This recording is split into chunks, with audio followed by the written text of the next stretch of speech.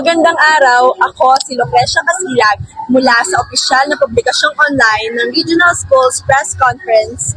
At sa episode na to, pag-uusapan natin ang Strengthened Curriculum o ang Strengthened Senior High School Curriculum.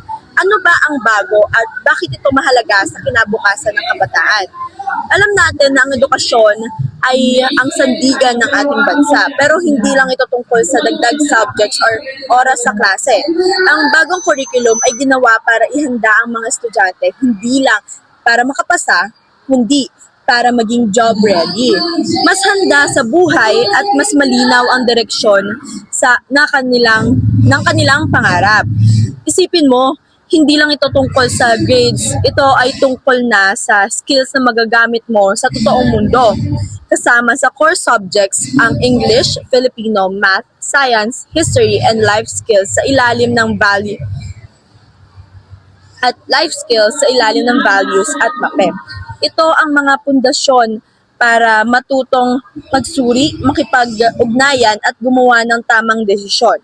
Pero hindi lang puro academics, may electives din. Ito ay 80 hours kada taon or kada SEM na nakabatay sa interest ng estudyante. Kung mahilig ka sa arts, tech, o business, may pagkakataon kang tuklasin yon habang nasa senior high ka pa lang.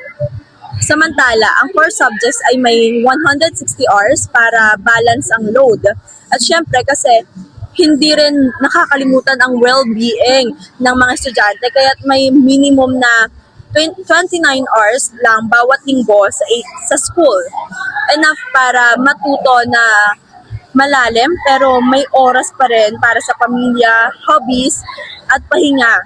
Kasi let's be real, hindi effective ang pagkatuto kung puro stress lang. Pero ito lang ang reality check, kahit gaano kaganda ang plano kung kulang sa suporta at tamang pagpapatupad, mananatiling lang itong pangako.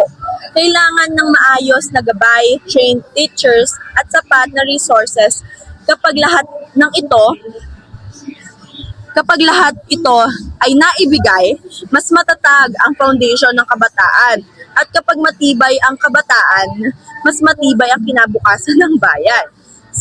So ayun, mga kaibigan, ang Strengthened Senior High School Curriculum ay hindi lang dagdag subjects ha. Ito ay hakbang tungo sa mas makabaluhang pagkatuto at mas maliwanag na kinabukasan. Kaya ako si Lucrecia Casilag at hanggang sa susunod na episode, let's keep valuing education as the key to a stronger, brighter future.